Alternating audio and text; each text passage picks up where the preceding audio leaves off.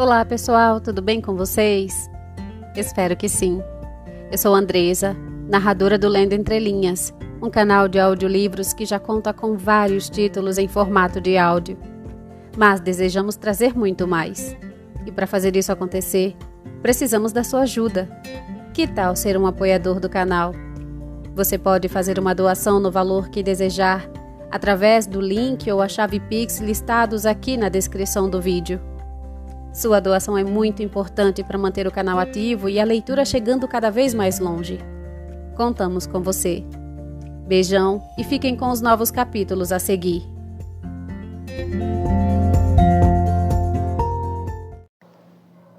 Capítulo 9.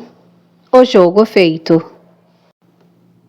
Enquanto Sidney Carton e o espião conversavam no cômodo adjacente às escuras e em voz tão baixa que nenhum único som se ouvia, o Sr. Lorry considerava Jerry com dúvida e desconfiança. A maneira como o honesto comerciante recebia esse olhar agravava as suspeitas do banqueiro. Ficava num pé só, ora ao direito, ora ao esquerdo. Dir-se-ia que, se tivesse 50, experimentaria todos eles.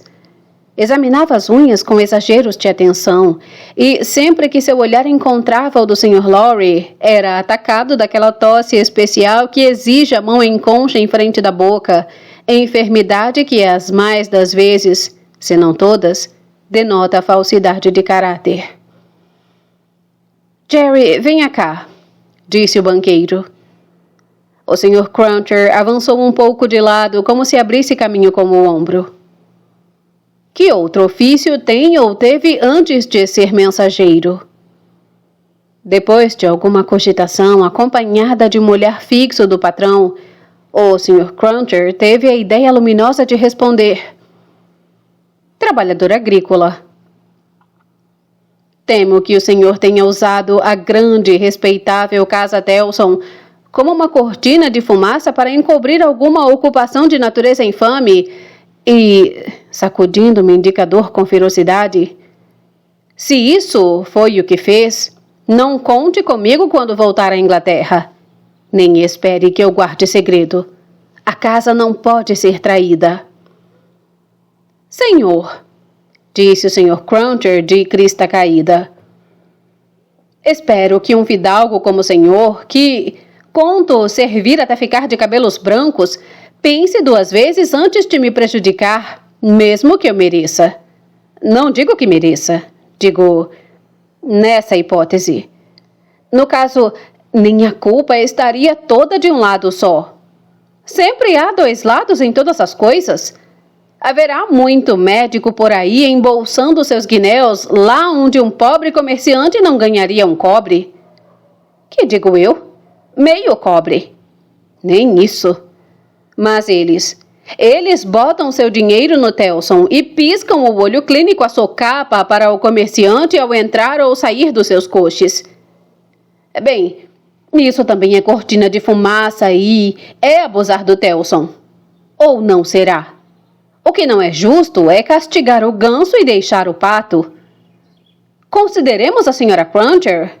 Pelo menos havia uma na Inglaterra, e haverá de novo na volta, que reza tanto para fazer gorar o diabo do negócio, que o negócio acaba indo por água abaixo. Ao passo que as mulheres dos médicos não vivem caindo de joelhos por dar cá aquela palha. Quando o fazem é para pedir mais clientes, e como poderia haver um sem os outros? E que me diz o senhor dos agentes funerários? Ou dos pequenos funcionários? E dos sacristãos? Dos guardas? Todos unhas de fome e todos na tramóia. Acha o senhor que tudo isso rende alguma coisa? Mesmo na base da desonestidade? Não rende. E se rendesse? Adiantaria? O que um homem obtém assim por debaixo da mesa não prospera. Mas, se com o pouco que tivesse prosperasse, Sr. Lorry, então ele não desejaria outra coisa senão sair daquele enredo, desde que visse uma saída, e quanto mais depressa melhor. Se fosse o caso, digo eu, na hipótese. Exclamou o Sr. Lorry, embora já um tanto amolecido. Confesso-me chocado com você. Agora, o que eu poderia humildemente fazer? Prosseguiu o Sr. Cruncher. Se fosse o caso, e não digo que seja, não prevaricar. Claro que não, Sr. Lorry. Claro que não, exclamou o Sr. Cruncher como se o mal estivesse a léguas do seu pensamento. O que lhe pediria humildemente, senhor, que fizesse na hipótese seria o seguinte. Naquele tamborete, junto daquela barreira, está aquele menino meu, criado e ensinado para ser um homem. Que ele dê os seus recados, senhor. Seja o seu mensageiro. Faça para o senhor qualquer trabalho leve. Eu não prevaricarei, mas se prevaricasse, o menino poderia tomar o lugar do pai e sustentar a mãe. Mas não arruine o pai do rapaz e ajude-o a entrar para o ofício de coveiro, para que os mortos sejam enterrados direitinho como devem ser, e para que ele pague pelo mal que fez desenterrando alguns, se é que desenterrou, o que eu não admito. Na hipótese. Aí está, Sr. Lorry. Era o que eu tinha a dizer. Concluiu o Sr. Cruncher, limpando a fronte orvalhada com a manga do paletó. Era a sua maneira de anunciar que perorava. É o que tinha a propor. Isto é, a oferecer como reparação. Um homem não vê tudo o que se passa de medonho em volta dele, como aqui nesta cidade, com tanta gente sem cabeça. Meu Deus, tanta gente, que é de fazer baixar o preço. Não vê tudo isso sem passar a considerar com seriedade a vida.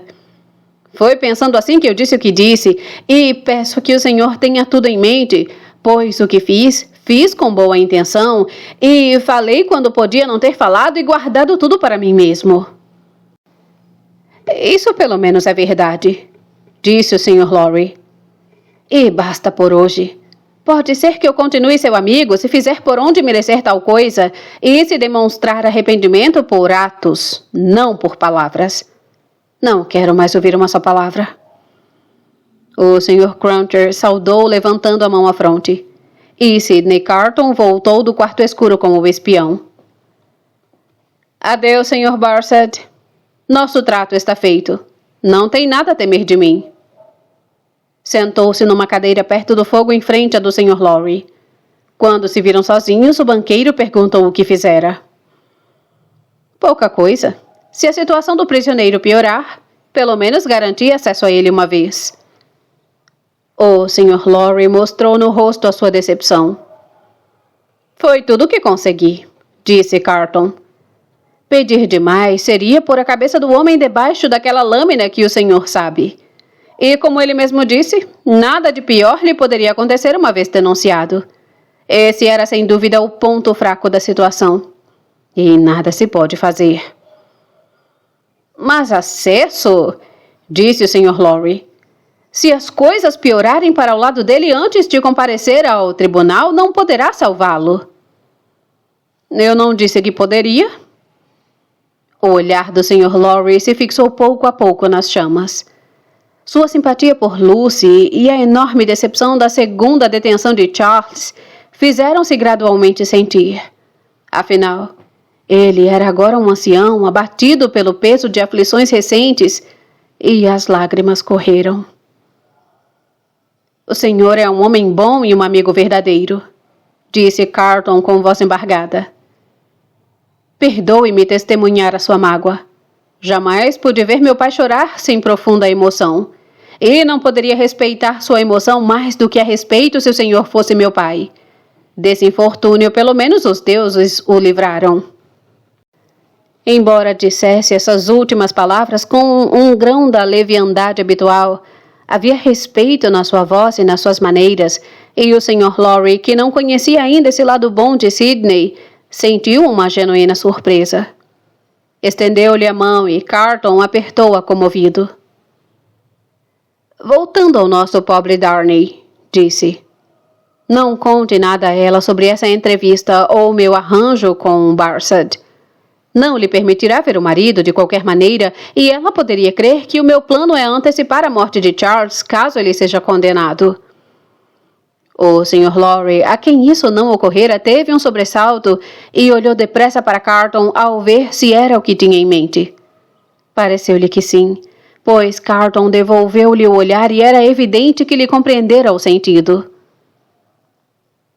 Bom, ela pode pensar 1000 coisas, disse Carlton, e todas apenas acrescentarão novos cuidados aos muitos que já tem. Não fale de mim. Como lhe disse desde a minha chegada, não convém que Lucy me veja. Posso fazer um gesto ou dois que lhe aproveitem sem que para isso ela precise encontrar-me. O senhor a verá, sem dúvida? Deve estar muito infeliz neste momento. Vou lá daqui a pouco. Folgo em sabê-lo. Ela gosta tanto do senhor, tem tanta confiança no senhor. Que aparência tem agora? Aflita. Infeliz, mas muito bela. Ah! Era uma exclamação dolorosa, quase um soluço. O Sr. Lorry olhou de novo rapidamente para Sidney, mas ele tinha o rosto voltado para o fogo. Um reflexo ou uma sombra. O ancião não saberia dizer ao certo. Passou pelo semblante de Carlton, mas tão fugaz como uma alteração na luz que passa por um outeiro num dia ensolarado, e ele empurrou com o bico do sapato uma das pequenas achas em chamas que ameaçava rolar para o assoalho. Estava com a sua roupa de montar e as botas altas então em voga, e a luz do fogo tocando o pano branco fazia-o parecer ainda mais pálido, nos seus compridos cabelos negros em desordem e que lhe caíam até os ombros. Sua indiferença pelas labaredas era suficientemente extraordinária para provocar uma observação do banqueiro. Disse-lhe que a sola de sua bota estava ainda em contato com o pau de lenha que acabava de esmagar. Eu o tinha esquecido. Os olhos do Sr. Lorry foram de novo atraídos para o rosto dele.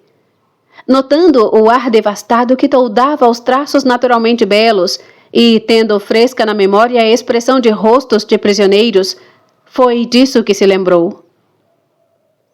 E os seus deveres em Paris, Sr. Lorry? Chegam ao fim? Sim. Como lhe dizia ontem à noite, quando Lucy chegou tão inesperadamente, fiz tudo o que podia fazer. Esperava apenas ver os meus amigos em perfeita segurança para deixar Paris. Tenho meu visto de saída em ordem, estou pronto. Ficaram calados. O senhor tem uma longa vida e uma longa folha de serviços. São coisas a recordar. Tenho 78 anos. E foi sempre ativo e útil a vida inteira. Constantemente ocupado, respeitado, admirado. Sou um homem de negócios desde que me entendo por gente. Desde menino, poderia dizer. O resultado é a posição que hoje ocupa aos 78. Quanta gente sentirá sua falta quando a deixar? Um velho celibatário?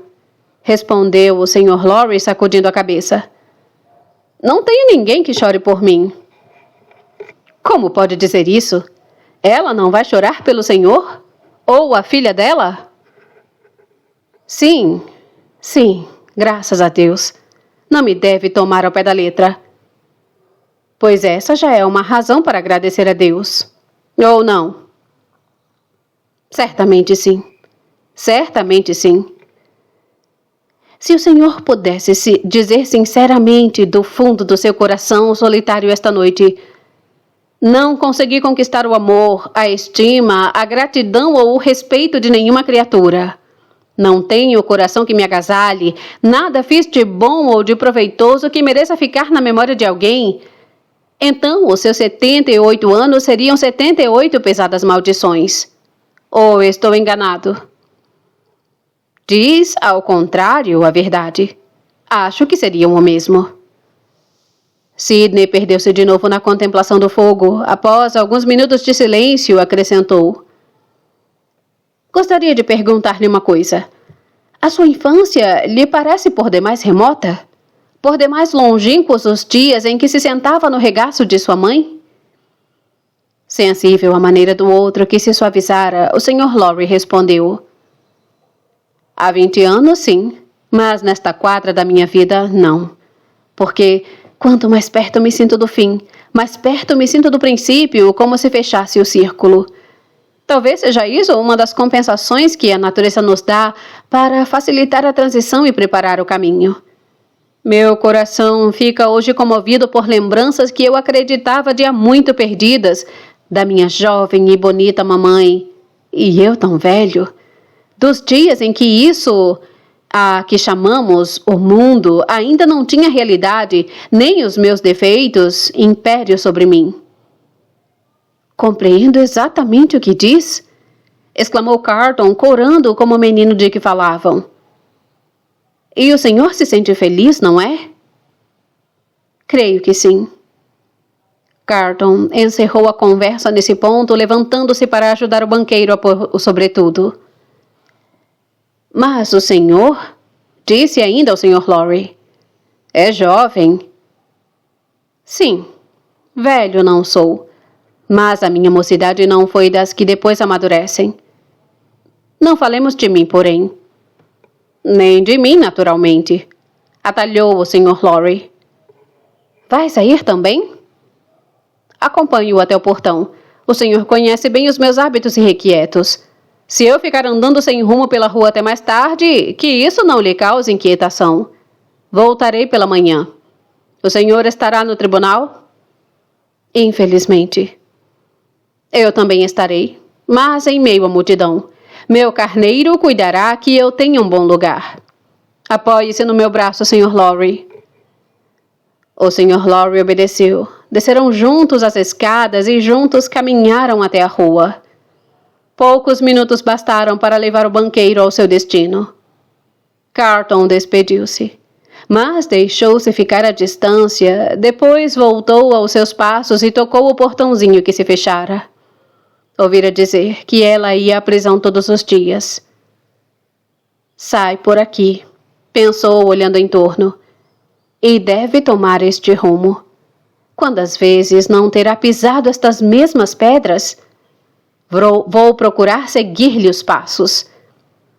Eram 10 horas da noite quando chegou a La Force, postando-se exatamente no sítio de onde centenas de vezes Lucy contemplara a prisão. Um homenzinho, espécie de lenhador, acabara de fechar a sua oficina e fumava sentado à soleira da porta. Boa noite, cidadão, disse Sidney Carton, detendo-se ao passar por ele, pois o homem o observava com ar inquisitivo. Boa noite, cidadão. Como vai a República? Ou a guilhotina? Nada mal. 63 hoje. Logo atingiremos 100 por dia. Sanson e seus ajudantes se queixam às vezes. Ficam exaustos. É tão cômico esse tal de Sanson. Ou um barbeiro. Você costuma ir vê-lo em ação? Mas sempre? Todos os dias? Que barbeiro! Você já ouviu? Nunca. Pois vá quando ele tiver um bom lote. Imagine só. Ele barbeou os 63 de hoje em menos de 2 cachimbos.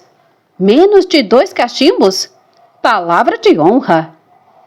E o homem tirou da boca o cachimbo que estava fumando para explicar com um largo sorriso sua maneira de contar o tempo.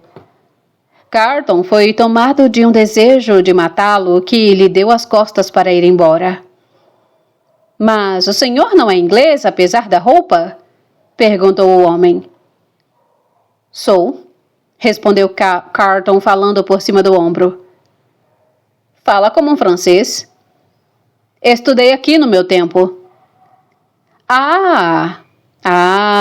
Um perfeito francês. Boa noite, inglês. Boa noite, cidadão. Mas vá assistir a uma execução do barbeiro, persistiu o homenzinho. E leve um cachimbo. Sidney andou algum tempo, parou no meio da rua, onde havia um lampião aceso, e escreveu alguma coisa a lápis num pedaço de papel. Depois, no passo decidido de quem conhece bem o caminho, atravessou várias ruas escuras e sujas, muito mais sujas do que o de hábito, pois naquele período de terror nem as ruas principais eram varridas, e chegou a uma farmácia que o dono estava justamente a fechar. Em pessoa. Era uma farmácia modestíssima, que ficava numa pequena ladeira tortuosa. Estava às escuras e o dono era um homem baixinho e corcovado. Sidney cumprimentou-o e entrou seguido do homem. Quando ficaram separados um do outro pelo balcão, deu-lhe o papel. Ai! Fez o farmacêutico e soltou um assobio. Ai, ai, ai! Sidney Carton permaneceu impassível e o farmacêutico perguntou. É para o senhor mesmo? Para mim. Terá o cuidado de levar os dois separados? Sabe as consequências de misturá-los? Perfeitamente.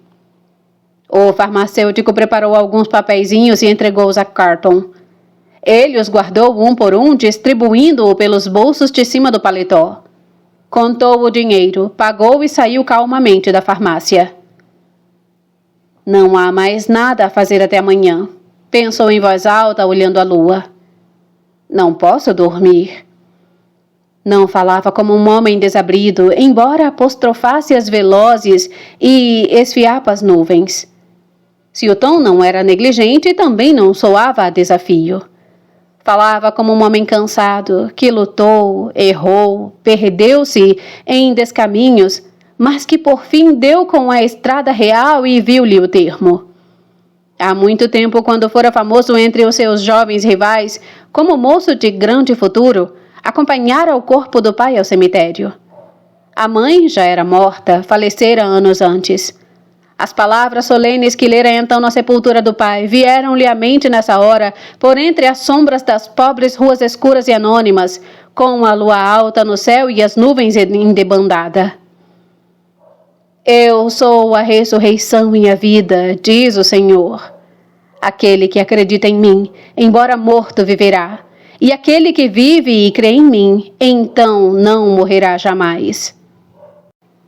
Numa cidade dominada pela lâmina, sozinho no meio da noite, tomado pela desolação, pelos 63 inocentes sacrificados naquele dia e pelas vítimas do dia seguinte que esperavam sua hora nas prisões e dos dias por vir, ter-lhe-ia sido fácil reconstituir a cadeia de associações de ideias que o tinha levado àquela recordação específica, que lhe vinha do fundo da alma como uma velha âncora roída de ferrugem aflora do fundo de um mar tenebroso. Não buscou a fonte da memória, porém. Repetiu apenas as palavras e prosseguiu no seu caminho. Com um solene interesse pelas janelas acesas das casas, onde as pessoas iam descansar tranquilamente, esquecendo por algumas horas os horrores que a cercavam, pelas torres das igrejas, onde não mais se orava, pois que o ódio popular chegara até esse extremo de autodestruição, fruto de anos de impostura por parte do clero, de exploração e de libertinagem, pelos cemitérios longínquos reservados, como rezava a inscrição tradicional nos portões, ao sono eterno, pelas prisões cheias e pelas ruas ao longo das quais rolavam os condenados nas suas sinistras carroças, em lotes agora de 60, segundo o homenzinho, para a morte certa, a morte a tal ponto banalizada, comum, material, que nenhuma história de fantasma jamais correu entre os populares que assistiam às execuções na guilhotina, com um solene interesse pela vida e morte da cidade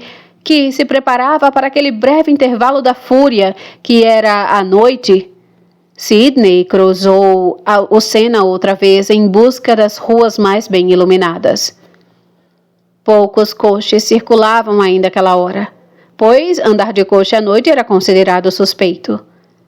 A gente de condição escondida, a precária cabeça em barretes vermelhos de lã, calçava tamancos e andava a pé.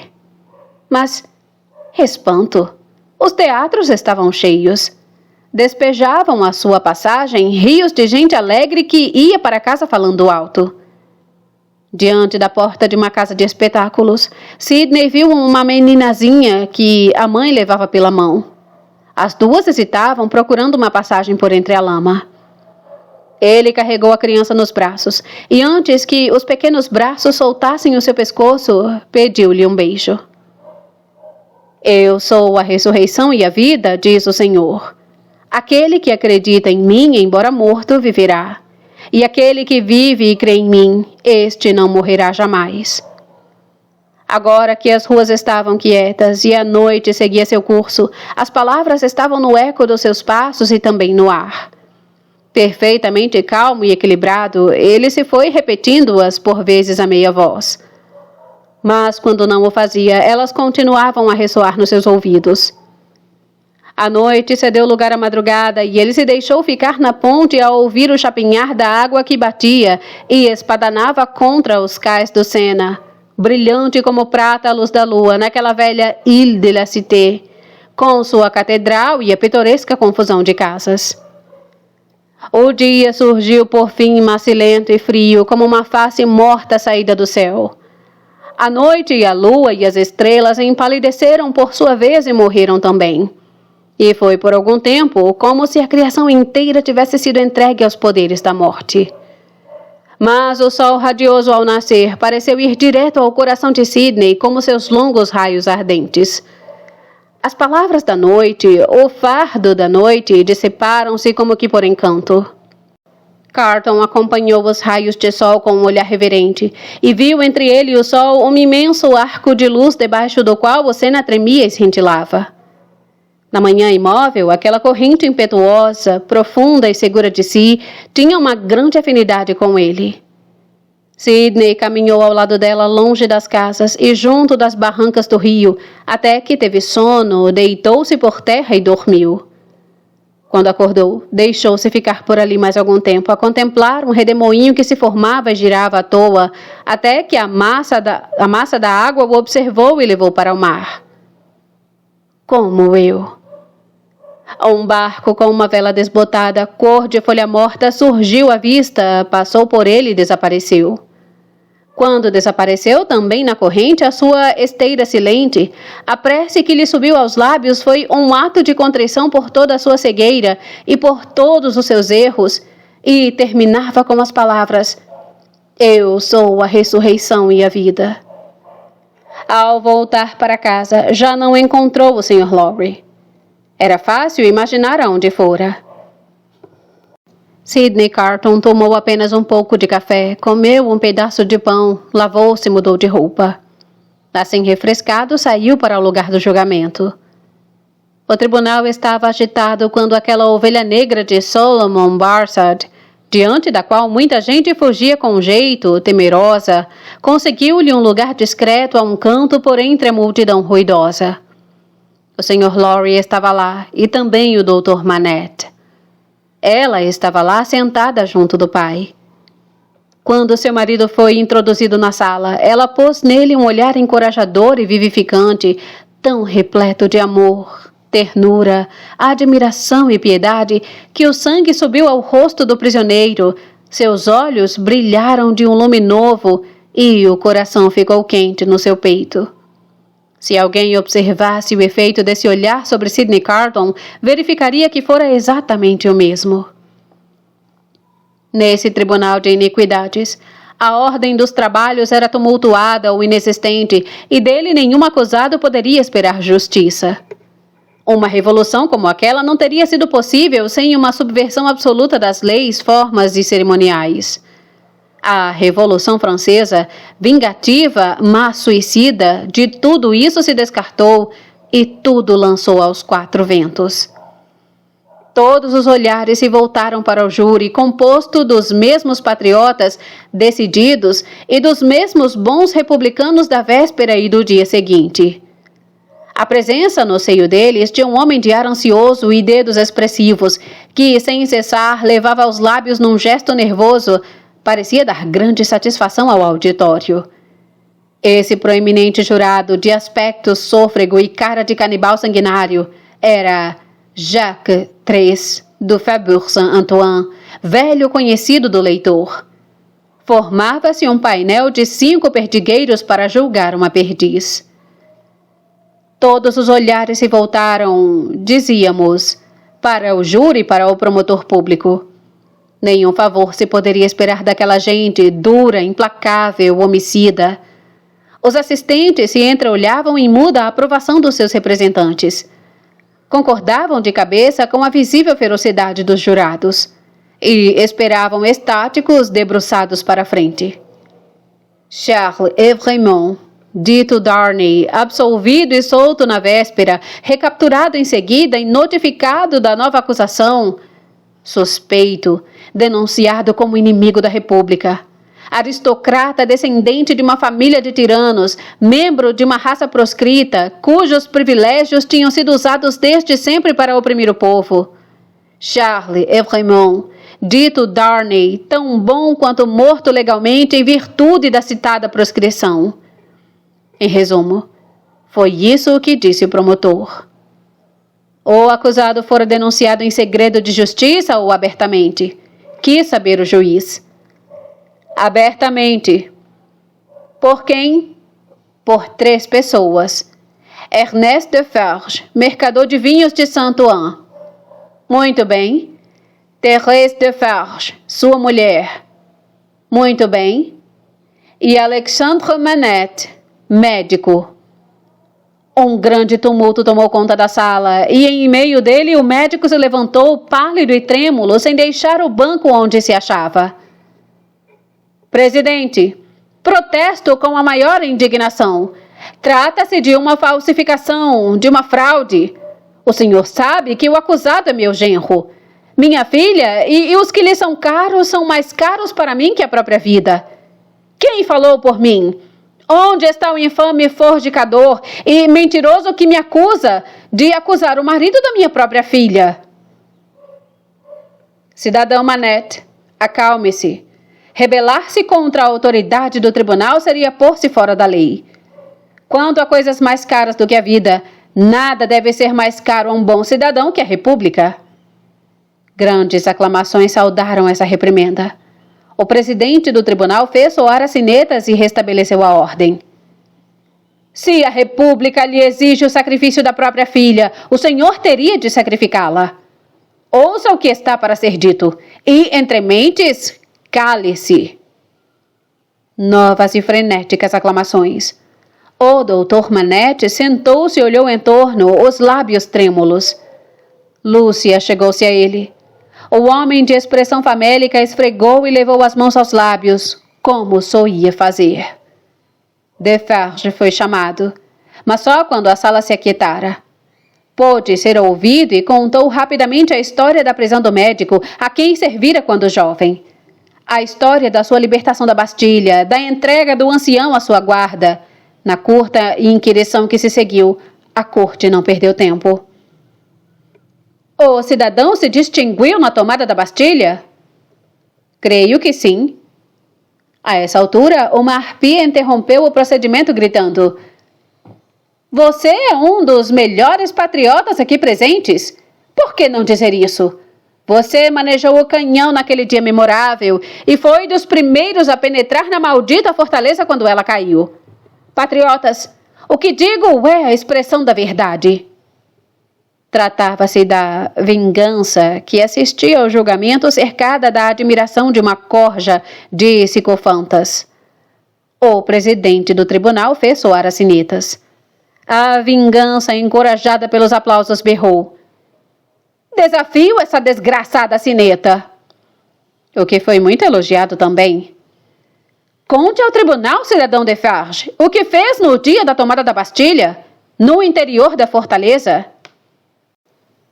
Eu sabia, disse Defarge, olhando para a mulher que se achava no primeiro degrau da escada da plataforma, onde o tinham feito subir e que não tirava os olhos dele.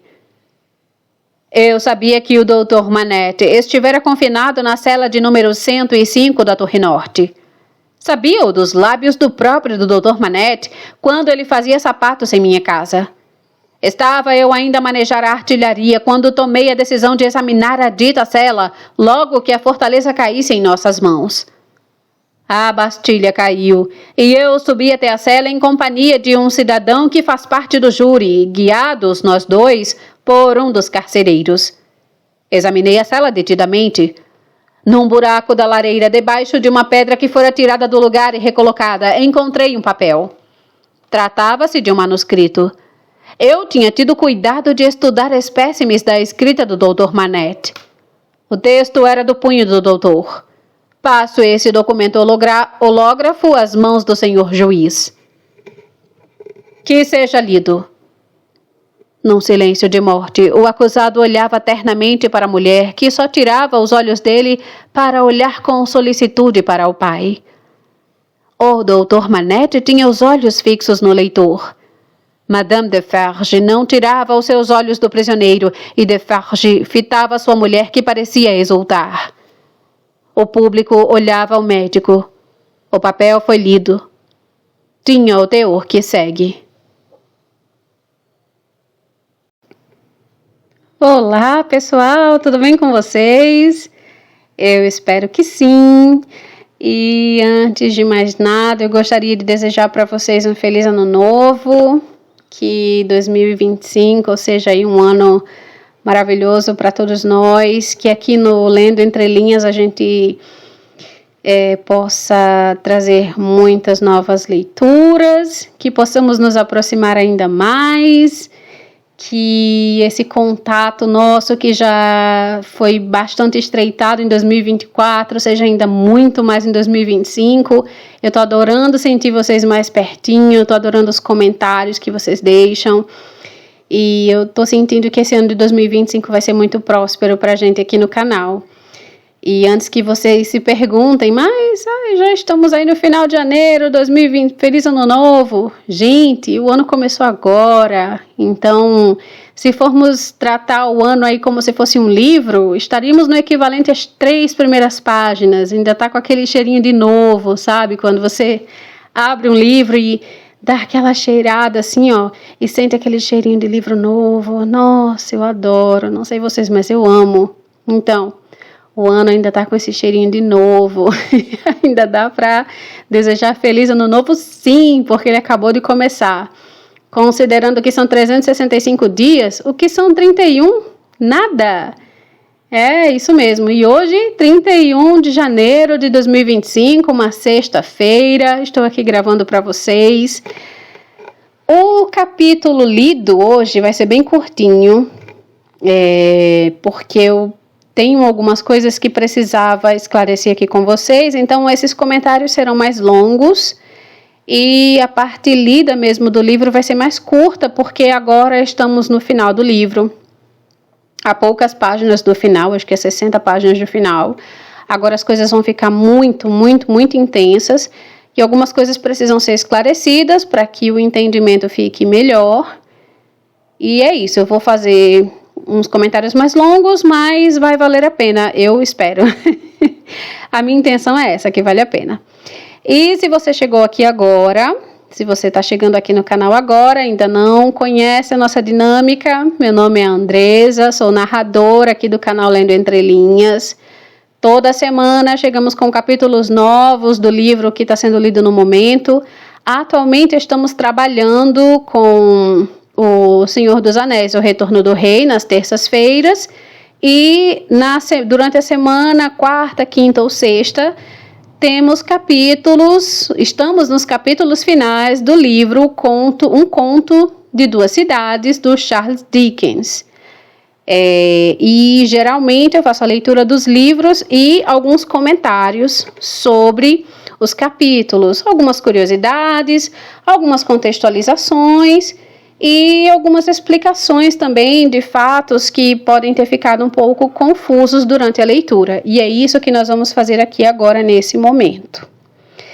Então, vamos iniciar. A última vez que conversamos, eu abordei alguns personagens. Paramos, se não me falha a memória, paramos no Jerry Cruncher. Isso, terminamos por falar do Sr. Jerry Cruncher, essa figura. Como é que eu posso descrever o Jerry? Eu já falei sobre ele, mas até agora eu sinto uma certa dificuldade. É um cidadão inglês das classes mais baixas, né? Ele é realmente proletário, porque se formos falar de proletariado, também vamos ter escalas dentro dessa classe proletariada, porque o Sr. Lorry, por exemplo, o Jarvis Lorry, ele é um bancário, ele é um proletário, ele não é dono dos meios de produção, ele trabalha para o próprio sustento, assim como o Sidney Carton, assim como o outro advogado que fugiu aqui da minha memória o nome dele, mas todo cidadão que precisa trabalhar para se manter, ele é da classe proletária.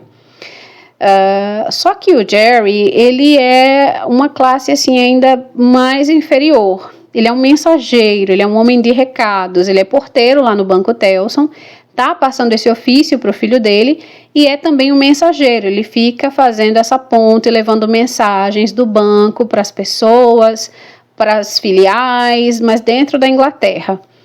E nós já vimos aí que o Jerry, esse ofício que ele exerce dentro do banco não é suficiente para pagar as contas. Então o Jerry, ele faz aí os ofícios também de o homem da...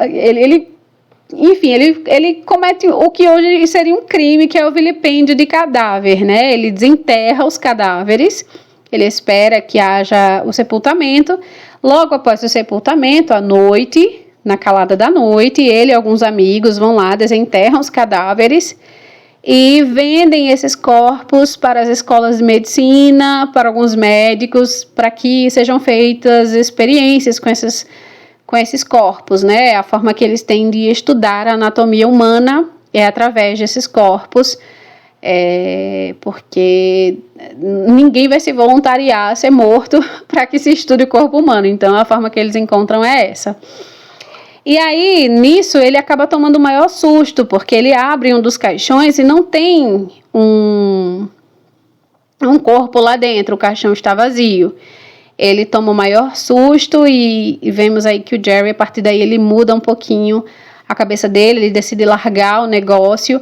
E essa atividade paralela dele, essa atividade escusa dele, causa muito descontentamento na esposa, porque é errado, é ilegal e é muito errado. E não só aqui, né? A gente vê que nesse período aqui, século XIX, já é uma coisa mal vista, século XVIII, já é uma coisa mal vista. E ele é muito brusco com a esposa, ele é muito agressivo com a esposa, ele bate na esposa. Então, acho que o Dickens aqui, ele também tem essa função, assim, de denunciar algumas práticas que já eram condenáveis. E é interessante notar que num período em que algumas coisas ainda eram vistas como normais, pessoas como Dickens, como Jane Austen, como as irmãs Brontë, eles já conseguiam ver as irregularidades em condutas ditas como normais. Você vê que o Dickens vai citando o Jerry batendo na esposa, mas existe um tom crítico nisso. Então, ele já vai escancarando para a sociedade, ele já vem trazendo isso para a sociedade com uma crítica, como se fosse, assim, ele não naturaliza isso, sabe? Ele já traz como uma prática realmente que não é bem vista, não é bem colocada, e isso é um ponto de vista do autor, e eu acho que isso tem uma utilidade social muito grande, já tinha na época, eu imagino o peso disso na época, e hoje, claro, muito mais. Então o Jerry tem essa figura, a gente vê que ele vai se transformando. Acabamos de ler o capítulo 9 do livro 3, e aqui nesse capítulo 9 o Jerry, ele já se apresenta com uma visão totalmente modificada. Ele já fala da esposa com um tom diferente. Ele está lá em Paris, ele está tendo acesso a uma realidade brutalizada, uma realidade violenta. Ele está vendo assim, até onde o ser humano consegue chegar. E isso mudou o Jerry de uma forma que ele já se refere à senhora Cruncher com outro olhar. Ou eu, pelo menos, senti isso no tom dele. Então, gosto de pensar que o Jerry vai voltar para casa e vai tratar essa esposa de outra forma, vai vê-la de outra forma. Até porque agora ele entende que o que ele fazia era extremamente errado. Saindo do Jerry, que eu nem queria ter começado por essa vertente, mas só para a gente entender onde paramos e como vamos retomar agora.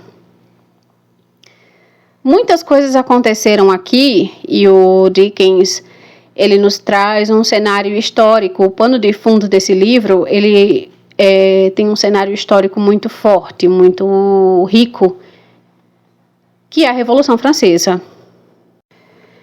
E sim, foi um movimento assim grandioso, subverteu a ordem natural nada, né? Mas a ordem como o mundo era gerido, vamos colocar dessa forma.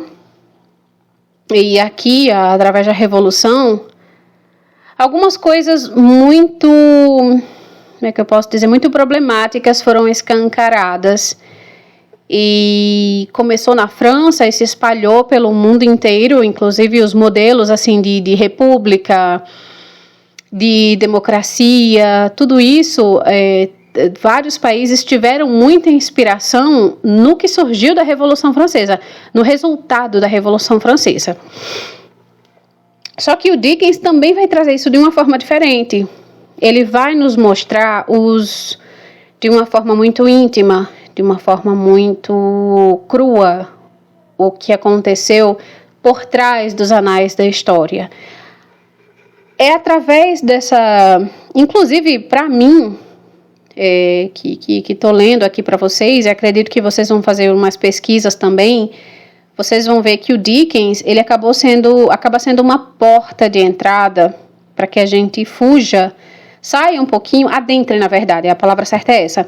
A gente se aprofunde mais nos livros, além dos livros de história da escola. A gente tem acesso à história geral e lemos sobre a Revolução Francesa de uma forma muito supérflua, muito superficial. E o Dickens, com todas as barbáries que ele vai relatando aqui, ele suscita a nossa curiosidade, ele nos faz buscar outras fontes sobre a Revolução Francesa, e aí a gente começa a entender todo esse movimento de uma forma mais aprofundada, e a gente começa a entender como os movimentos sociais, como a injustiça social, deixa eu começar por aqui, como a injustiça social pode influenciar a movimentos e comportamentos mais sérios, mais violentos,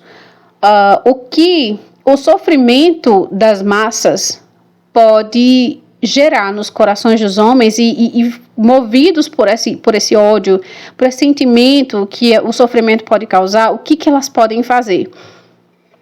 Porque, ao meu ver, na minha interpretação, todas essas barbáries que ficam escancaradas aqui, o Dickens abre pra gente, e não é exagero, se vocês forem ler sobre isso, vocês vão ver que o Dickens não está exagerando, vocês vão entender que a causa de tudo isso é o sofrimento das massas, é o povo passando fome por décadas.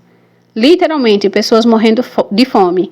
Aquele relato do Marquês de Évremont, que atropela uma criança com uma carroça e que não está nem aí para isso, que arrasta a criança nas rodas da carroça assim, por alguns metros, e que quando conseguem desprender a criança, ele não está nem aí. Isso era normal. Os abusos do clero, os abusos das cobranças de impostos, a ociosidade dos nobres, a opressão do primeiro e do segundo estado, a falta de representatividade do proletariado, da burguesia, tudo isso influenciou nessa Revolução Francesa. E foi algo assim que não foi sem motivo, apesar de ter tomado uma proporção gigantesca, de ter se perdido a mão, mas não foi sem motivo. E vejam muito bem as fontes que vocês vão buscar, porque a depender do que vocês vão ler, do que vocês vão assistir, tem muitos vídeos no YouTube, recomendo, mas vejam o material, porque cada historiador, cada pessoa vai falar sobre a Revolução, sobre um panorama diferente. Por exemplo, eu não vou citar nomes, mas eu vi um vídeo em que a pessoa falava da Revolução pautada sobre uma visão mais cristã, vamos dizer assim. Então, tudo que era relatado era muito assim, sobre a invasão na abadia, o que os frades, o que os padres, as freiras sofreram, que a multidão invadiu, depredou, matou, mas assim, e a população? E tudo que essa população sofreu, e tudo que as pessoas vinham passando antes disso. Na escola eu aprendi que as pessoas passaram muito tempo no pão e circo. O que era o pão e circo? Era se alimente do mínimo e eu vou te dar o mínimo de entretenimento para você esquecer a barriga vazia, para você esquecer que a barriga está roncando, que você está passando fome. Literalmente, crianças morriam por inanição, pessoas morriam por inanição. Isso não é brincadeira, sabe? Alimentar as pessoas, garantir o mínimo de sobrevivência, isso não é brincadeira. Enquanto dentro de Versalhes, Os nobres, assim, o rei, a rainha e os nobres tinham uma ostentação que era fora do normal, então não dá para fechar os olhos para isso, sabe? Embora queiramos, sejamos tendenciosos, não dá para fechar os olhos para isso. Mas vamos lá. Contextualizando, Charles, nos últimos capítulos do vídeo passado, não estou falando desse atual, mas do vídeo passado, o Charles, ele recebe uma carta de Gabelle, que ele deixou como administrador das terras. Quando o Marquês de Évremont foi assassinado, Charles renegou todos os bens de família. Ele é um Évremont. Évremont é uma família rica, são nobres, latifundiários, e eles têm aquele castelo e têm todas aquelas terras. E como é que essa família se mantém rica? Explorando a mão de obra dos pobres. Então, eles têm aquelas pessoas lá trabalhando na lavoura e tudo, mantendo o castelo, eles pagam muito mal. Essas pessoas estão morrendo de fome, essas pessoas estão sem ter como sobreviver. Lembrem que enquanto o marquês está chegando, uma senhora pede ajuda para marcar a lápide do marido, que morreu e está sem identificação, e ele vira as costas, ele não tem a menor intenção de ajudar, e o que ela está pedindo é muito pouco. E aí o Charles, ele é muito revoltado com isso. Ele tem um senso de justiça que é muito fora de lugar para aquele momento, antes de estourar a revolução. O senso de justiça dele está deslocado. E aí ele já anuncia para o Marquês, para o tio dele, que ele não vai fazer parte daquilo. Assim que o tio morrer, ele não vai assumir o castelo de Évremont, o título, e perpetuar aquela hierarquia de terror, de exploração. Ele vai fazer diferente, ou ele não vai querer nada daquilo. Ele já renegou o nome e ele já está vivendo na Inglaterra com o nome de Darnley, né? E o tio já tem muita raiva disso, tanto que é o tio que faz ele ser acusado de traição. E quando o tio é assassinado, ele fala, olha, eu falei que não queria e não quero mesmo. Então ele larga os bens de família e fala para Gabelle, você vai ficar tomando conta de tudo, mas seja justo, faça um bom pagamento para as pessoas, distribua essas terras para quem está querendo trabalhar nelas, deixa as pessoas trabalharem, deixa as pessoas terem uma vida justa, não explore ninguém, tira o seu salário e deixa as pessoas serem felizes, não quero nenhum tipo de exploração, o castelo deixa fechado aí, para não ter custo com manutenção, deixa. E assim foi. E as pessoas que trabalhavam no castelo tinham seu salário, mas assim, o castelo tinha pouquíssima manutenção porque vivia fechado. Nisso, a revolução estoura, porque Charles foi né? Então, haviam muitos outros nobres latifundiários que viviam da mesma forma de sempre. Nisso, a revolução estoura, o Gabelle é perseguido pela comunidade interiorana que trabalha lá. Ele é detido e está aguardando julgamento, e nisso ele apela para Charles que volte e depõe em favor dele. Olha, fala para as pessoas que eu sou só um administrador, que você me deixou comandando aqui, que eu tentei ser justo, eu não tenho culpa. O Charles, movido por esse sentimento de justiça, decide ir à França, a Paris especificamente, prestar contas da situação do Gabelle e livrá-lo aí de uma possível pena de morte. Só que ele não esperava que a França estivesse do jeito que está, que os ânimos estivessem tão exaltados, que as coisas estivessem tão fora do normal. E aí ele é detido. O decreto de que todo latifundiário, todo nobre francês é um imigrado, um émigré, ainda não tinha sido expedido. Depois que o Charles entrou na França, foi que o decreto saiu. Então, pelo tempo da lei, ele não seria atingido por esse decreto. Mas as coisas estão viradas, assim, de ponta cabeça, e o Charles acaba sendo pego por esse decreto. Ele é um émigré, ele é um imigrado. Ele não poderia mais estar dentro da França sob pena de morte. E, no entanto, ele está lá. E aí ele é capturado, levado para a prisão. É quando o Defarge fica sabendo de que ele está na França, e aí os interesses são outros. É aí que já sabemos que tanto o senhor Defarge quanto a esposa estão de olho no Darnay, já estão querendo colocar as mãos nele há um tempo, e essa é a oportunidade perfeita. Charles é preso, não é explicado para ele exatamente o motivo da prisão dele, apenas que ele é um imigrado e fica por isso mesmo. Ele tenta argumentar que está ali para ajudar o Gabelle, que o decreto é posterior à entrada dele na França, mas isso aí já não tem muita força. É quando a família dele lá na Inglaterra fica sabendo. O Sr. Lorry, se vocês viram, já tinha ido antes para a França, já estava lá. E aí um belo dia o Sr. Lorry, um terrível dia, o Sr. Lorry tá lá. E aí chega a Lucy, a pequena Lucy, a senhorita Prose e o Dr. Manette. E aí ele fica sabendo que o Charlie tá preso, sobre a acusação de ser um emigrado. E aqui toma palco um evento muito tenebroso da história da França. E o Dickens vai falar aqui, ele entra em alguns detalhes, e que eu achei bastante pesado. Não vou mentir para vocês, eu tive que parar algumas vezes a leitura aqui.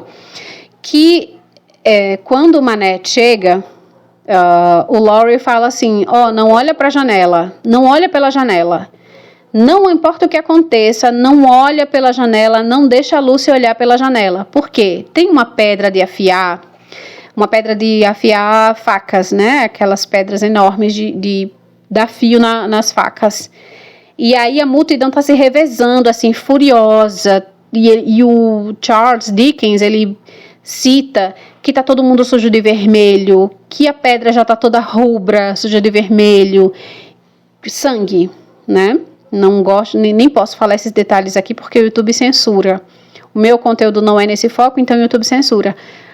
Mas vou falar assim, então tá tudo tingido de vermelho e a multidão tá se revezando, que eles estão enfurecidos, que a sensação que dá é que são demônios que estão ali, porque o furor, aquele ânimo exaltado, as pessoas já estão assim, fora do normal delas, estão enfurecidas, assim, eu imagino aquela cena assim, que ninguém dá mais conta de si mesmo. As pessoas já se deixaram dominar por aquele espírito contagiante, assim, de massacre. Esse evento especificamente, ele se refere aos massacres. O massacre foi cerca de uma semana aí, mais ou menos. Ele durou de 2 a 7 de setembro. Eu quero contextualizar isso para vocês porque foi um evento muito importante. Então vamos lá. Aqui nós já estamos em 1792. A Revolução Francesa começou em 1789. Isso, começou em 1789. Estamos em 1792. E isso aqui inicia basicamente a segunda fase da Revolução. Em 1792, o que acontece? Vou voltar um pouquinho. 1789, estoura a Revolução com a queda da Bastilha. A família real é convidada nada. É forçada a sair de Versalhes, assim, à força praticamente, para não serem linchados. Eles são retirados de Versalhes e são colocados no Palácio das Tulherias. Passa a ser a residência do rei e da família real. Isso lá em 1789. Só que, a partir do momento que a família real, de certa forma, é retirada de Versalhes, e a Revolução estoura e começa o desafio às monarquias, a Revolução Francesa em si acaba mexendo com as monarquias europeias. Então, cria-se a primeira coligação das monarquias europeias, que o que seria isso? É um esforço conjunto de várias monarquias europeias para desafiar contra a Revolução Francesa, contra a França, né? A França revolucionária. O Estado que já existia, que era a França como monarquia absolutista, onde o rei que mandava em tudo. A Revolução Francesa ela visava justamente isso, a destituição do poder do rei.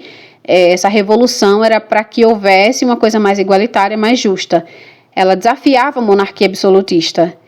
Então, a partir desse momento, os outros países em que havia a monarquia absolutista se sentiram ameaçados.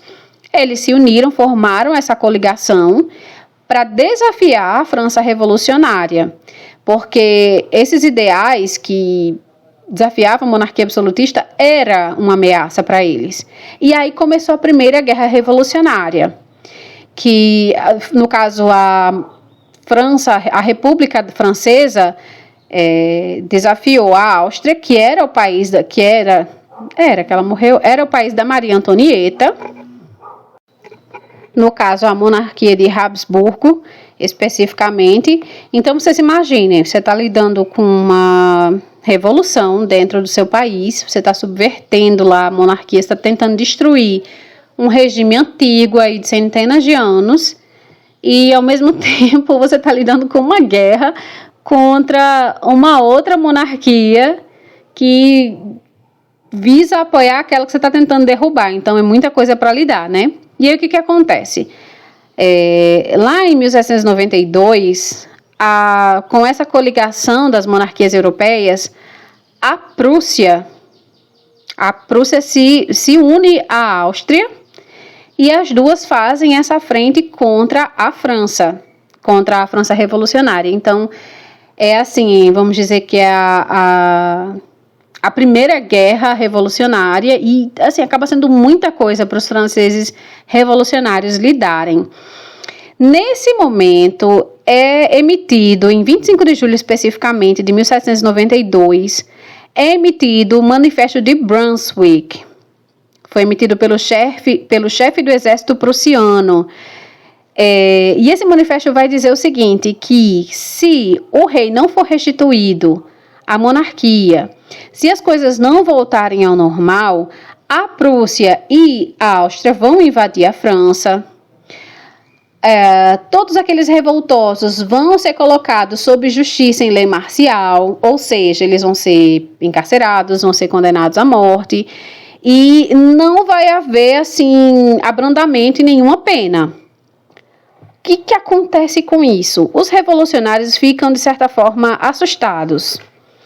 E, ao mesmo tempo, mais revoltados ainda. Inflama. Para alguns se assustaram. Outros acabaram ficando ainda mais inflamados do que já estavam. E para aqueles que queriam dar essa alavancada na revolução, foi a oportunidade perfeita. Por quê? Porque começou a surgir alguns rumores de que o rei da França, que já tinha tentado fugir uma outra vez, junto com a família real, mas a tentativa foi frustrada, e eles conseguiram pegar o rei e a família a meio caminho. Começou a surgir esses rumores de que o rei estaria, juntamente com os soldados que foram apreendidos lá em Versalhes, tentando defendê-los, de que eles estariam tramando um golpe. O que acontecia? A Áustria e a Prússia estavam quase invadindo a França. A França estava perdendo terreno. Os franceses começaram a unir uma espécie de força-tarefa para fazer uma frente de batalha muito poderosa. Então começaram a vir vários revolucionários de vários lugares da França para irem para o fronte. O que começou a surgir foi que, assim que eles fossem, os homens que realmente conseguiam lutar, que tinham força de batalha, fossem para o fronte, o rei ia aplicar esse golpe, ia dar esse golpe, ia retornar à monarquia, e as pessoas que ficaram na cidade, ou seja, as mulheres, os doentes, os idosos, iam ser mortos. Temendo que isso acontecesse, antes de irem para o fronte, resolveram invadir o Palácio das Tulherias, isso em 10 de agosto, o manifesto foi em 25 de julho. Em 10 de agosto, e isso foi exatamente o que iniciou a segunda fase da Revolução, exatamente esse acontecimento. Foi invadido o Palácio, quase um trava-língua, Palácio das Tulherias, que era a atual residência da família real, desde 1789, E aí, o resultado desse movimento, que acabou ficando conhecido historicamente como a Jornada de 10 de agosto, foi quando, assim que começaram a invadir o palácio, o rei fugiu do Palácio das Tulherias e foi correndo para a Assembleia Nacional Legislativa pedir abrigo. Dentro da Assembleia, pedindo abrigo, a população rumou para lá, chegou no palácio, invadiu, viu que o rei não estava lá, rumaram para a Assembleia. Chegou na Assembleia, a gente exige que o rei se entregue. Então, os ministros acabaram ficando acuados, sem ter muito o que fazer. E aí disseram assim, não, vamos fazer o seguinte, não vamos tomar muito partido, a gente vai entregar o rei, mas o rei ele vai ficar encarcerado. Não vamos endossar a queda da monarquia e também não vamos endossar o movimento de vocês. Vamos suspender os direitos monárquicos por enquanto. O rei vai ficar preso na Torre do Templo para a própria proteção dele, porque se a gente soltar esse rei aqui, vão matar esse homem. E aí vamos deixar ele encarcerado, vamos encarcerar Maria Antonieta também, que era a rainha, então ficou o rei e a rainha em cárcere, mas assim, muito para a proteção deles também. E isso aí foi o início da queda da monarquia, porque depois disso não teve mais volta. Cerca de um mês depois, ou menos que isso, um pouco mais que isso na verdade, acho que 21 de setembro, o rei foi morto, foi condenado à morte. Acho que isso. O rei foi condenado à morte. E aí, esse massacre começou com isso. Os direitos da monarquia foram suspensos, o rei foi preso. E como uma segunda investida para evitar esse golpe que o rei iria supostamente dar e matar as pessoas que ficaram na cidade, eles pensaram assim, então a gente vai ter que fazer o seguinte, vamos ter que matar os guardas também, porque se os guardas ficarem, ainda vão poder executar o plano do rei. E aí, o que acontece? E esse movimento, ele não foi só em Paris, ele também foi nas comunidades rurais da França. Só que em Paris as coisas foram muito pior. No dia 2 de setembro, a população, movida por esse ódio, por esses rumores, começaram a invadir as prisões. Em busca, em primeiro lugar, dos guardas, mas era assim, quem estivesse na frente ia junto. E começaram a matar. A intenção inicial era dos guardas, mas é o que eu falei. Quem tivesse junto, quem tivesse por perto, quem tivesse ia junto no pacote. Então, e eram pessoas comuns, eram civis, pessoas assim, tipo eu e você, com muita raiva, cansado da opressão, e alguém te fala assim, aquele regime vai voltar. Não vai não. Então as pessoas infladas assim por esse ódio invadiram as prisões e saíram matando, assim, sabe? Sem controle, era uma coisa fora de... E foi considerado um massacre, foi de 2 a 7 de setembro, porque foram muitas mortes. Uma coisa indiscriminada, pesada mesmo. E o Dickens vai falando, né? Ele vai citando uma coisa muito... Eu nem gosto... eu comecei a ler e fui parando, porque ele vai citando, né? Que as pessoas paravam e cantavam, iam para outra. Aconteceu nas comunidades rurais próximas a Paris, mas em Paris foi uma coisa sem controle. Foram milhares de mortos durante essa semana. 2 a 7, mais ou menos uma semana. É um momento, assim, eu poderia dizer vergonhoso, assustador também, da Revolução. Mas é que chega uma hora que as coisas realmente perdem, né? Não havia ainda uma autoridade dentro dessa revolução. Todo mundo brigava ainda pelo controle, ainda não havia um Estado, um poder, uma força, não havia quem regesse tudo ainda. Então, assim, só contextualizando que foi bem nesse momento que o Manet falou, não olha para fora. Aliás, o Laurie falou, não olha para fora, porque era um cenário muito, muito horrível de se ver. Era isso que estava acontecendo. Imagina a Lucy vendo uma coisa dessa. Meu Deus, aí o marido preso, eu fico pensando assim, né? Ela vai morrer também. Vou matar o Charles também, porque afinal ele também era um prisioneiro. Era muito fácil que isso acontecesse. E não aconteceu, acredito, porque o Dr. Manette saiu, se mostrou, viram que ele era um antigo prisioneiro da Bastilha, e a história do Dr. Manette era contada assim abertamente. Eu já vou falar do Ernest Defarge, e aí vocês vão entender melhor essa posição do Dr. Manette. Mas assim, ele era visto como um herói da Revolução. Essa parte aqui é fictícia, tá? O Charles Dickens criou essa parte para o livro. Mas assim, ele era visto como um herói da Revolução, e aí ele foi levado pela população como um herói, e eu acho que isso acabou rendendo para o genro essa possibilidade de não ser atingido por essa massa, por essa onda de ódio que acabou envolvendo todo esse cenário do massacre. O Charles acabou ficando seguro, senão talvez tivesse sido morto também. E o Charles até, tem uma parte do Charles aqui em que é citado em que ele via as pessoas morrerem, né? Ele viu as pessoas morrerem naquele momento, e diariamente as pessoas eram mortas pela guilhotina. A guilhotina, uma curiosidade sobre a guilhotina, é que ela não foi inventada na Revolução Francesa, ela já existia. Esse invento é bem anterior. Só que, durante a Revolução, um médico acabou sugerindo que ela fosse utilizada. Ele meio que trouxe ela do baú, tirou do fundo do baú, vamos dizer assim. Existe esse instrumento, ele está em desuso, mas ele é mais humano. Por quê? Porque a forca, ela, apesar de ser feito de uma forma em que a altura da forca, ela visa com que a gravidade ela puxe o corpo para baixo e todo o peso faça com que haja um deslocamento da vértebra do pescoço, enfim, o pescoço quebra, morre, mas isso não acontece todas as vezes.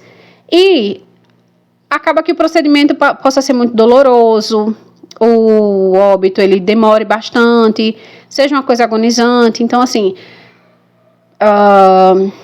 nem sei se posso falar isso aqui.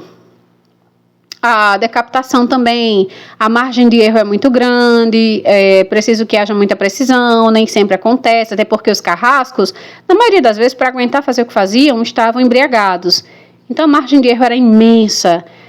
Aí essa pessoa falou, eu esqueci, eu tinha anotado o nome, mas perdi aqui em algum lugar. Acabei perdendo, tem minhas anotaçõezinhas aqui. Achei. Joseph Ignace Guillotin, o nome dele.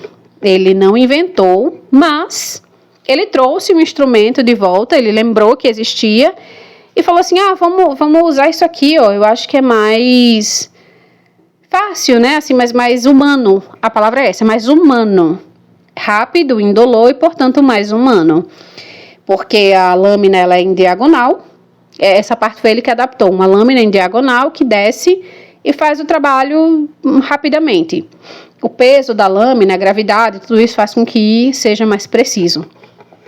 E acontece que essa tal de guilhotina ficou famosa durante a Revolução porque a quantidade de sentenças que ela executou foram, assim, imensas. E se no massacre cerca de 1.300 pessoas foram mortas, a tal da guilhotina, ela deu cabo aí de muito mais, acho que 3, 4 vezes mais que isso. Ou mais, viu? Ou muito mais. E voltando aqui para a questão. O Charles fica em segurança, vai ser levado a julgamento. Levam-se, acho que 1 ano se passa, né? Até que ele seja julgado, inocentado, para desgosto do Defarge e da esposa. E agora eu gostaria de falar um pouquinho deles. O senhor e a senhora Defarge, Ernest Defarge e Thérèse Defarge. Esse casal, ele é talvez a maior surpresa que a gente vai ter, assim, no que se refere ao caráter dos personagens. No primeiro momento, na primeira parte do livro, eles são introduzidos como trabalhadores autônomos. São proprietários de uma loja de vinhos no bairro suburbano do Faubourg Saint-Ouen, em Paris, capital da França. A maior relevância dos dois, até então, é que eles são responsáveis por abrigar o Dr. Manette, recém-saído dos calabouços da prisão da Bastilha, e mantê-lo seguro até que os responsáveis por ele venham resgatá-lo, tirá-lo da França, porque ele ainda corre perigo. Pouco tempo depois, agora a gente já está entrando na segunda parte do livro, sentimos uma metamorfose no caráter dos dois personagens. Eles vão ficando mais sombrios, ficando mais articulados, mais propensos, assim, a gente sente aquele sentimento assim de que eles estão mais propensos a desencadear alguma coisa, que descobrimos já no final da segunda parte, que eles estão, na verdade, fomentando uma revolução das massas, do povo, contra a aristocracia francesa. E que também existe um desejo de vingança, uma espécie de reparação por alguma coisa que foi feita contra eles. Mas não só isso. Já falei para vocês, e eu repito, que a Revolução Francesa era inicialmente uma espécie de reparação por muito, muito tempo de exploração, né? E eu acho assim que à medida que a gente vai se aprofundando no núcleo dos Defarges, a gente vai entendendo alguns aspectos principais da personalidade deles e que vamos sentindo também gradualmente essa transfiguração. O senhor Defarge, Ernest Defarge, ele vai se transfigurando do mercador de vinho, aquela pessoa pobre, inocente, e da esposa dele, aquela mulher inquieta, carrancuda, que não gosta de conversar com ninguém, no que eles de fato são, ao meu ver. Essas são as minhas considerações, tá, pessoal? Que são duas pessoas que são marcadas pelo ódio, mediante o sofrimento e a injustiça social, e que são motivados por um único propósito, que é a vingança. Defarge, o marido, ele vai nos dando pistas dele mesmo desde o início. Se prestarmos atenção, desde as primeiras frases do Defarge, o Dickens vai montando esse personagem. Dá um exemplo para vocês. Quando ele chama os Jacques 1, 2 e 3 e leva até a sala do Dr. Manette, por exemplo, ele exibe o Dr. Manette para os seus companheiros de rebelião, seus companheiros de causa, e o objetivo dele ali é só um, é instigar nesses três, os Jacques 1, 2 e 3, o ódio contra a aristocracia e a monarquia, exibindo até onde a crueldade deles pode ir, o que eles podem fazer, e com isso fortalecer os ideais revolucionários que ele tem. Ou seja, fomentar não só a revolução, mas também traçar o caminho que ele quer para a vingança. A lealdade que ele tem com a esposa dele parece ser a única virtude de Defarge. Penso assim, que é alguém que ele admira o espírito, a determinação e que a opinião ele considera mais importante que qualquer outra. Ao mesmo tempo, procuramos em Defarge uma certa força de caráter, um certo enrijecimento vertebral que muitas vezes falta. Ele olha para a esposa e é nela que ele encontra esse apoio. Ou seja, Ernest Defarge em si não tem a fibra moral necessária para essa tal vingança que ele tanto almeja. Parece que a titular disso é a esposa. Não ele expressamente, é a devoção que ele tem pela esposa que o motiva. E é aí que eu gostaria de entrar em Thérèse Defarge. Temos uma personagem aqui chamada Vingança, mas eu acho que quem mais se transfigura nessa palavra, vingança, é a Thérèse, é a senhora Defarge. Ela é evocada como uma imagem fiel da representação da vingança, esse tal sentimento. Vejam que a maior motivação dela é se fazer concretizar, é fazer com que essa motivação seja satisfeita. Ela quer se vingar de alguém, que já imaginamos que seja o Charles, porque as pistas já chegaram, ou melhor, toda uma geração de Ève Raymond. Ainda não sabemos o que eles fizeram para Thérèse, mas desconfio que vamos saber nos próximos capítulos. Mas é endereçada a ele em primeiro lugar. A sensação que eu tenho com Thérèse é que a revolução é um mal para alcançar um objetivo. A revolução é necessária, mas a motivação pessoal dela é mais forte. Ela quer chegar no Zé Raymond de qualquer jeito, e agora ela conseguiu.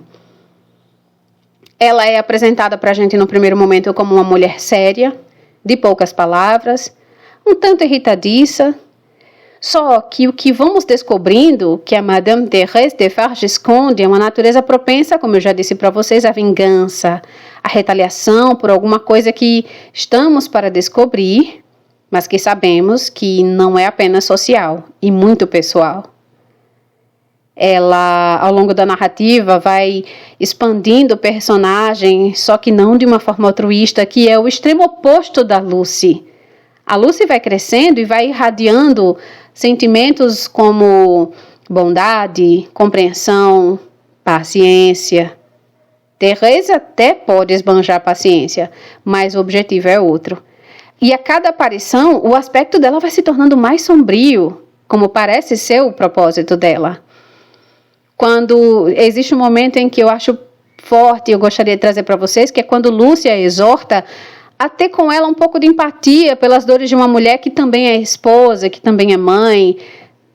Thérèse não é mãe, ela só é esposa, mas ela lhe responde de maneira fria e amarga, dizendo que tantas outras mães e esposas sofreram, perderam filhos, perderam maridos, por anos, por séculos, por dezenas.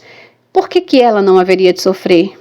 Então isso também nos mostra que a Thérèse, seja lá o que lhe foi feito, ela foi perdendo ao decorrer do tempo a capacidade de ter empatia com as pessoas, de se solidarizar com as pessoas.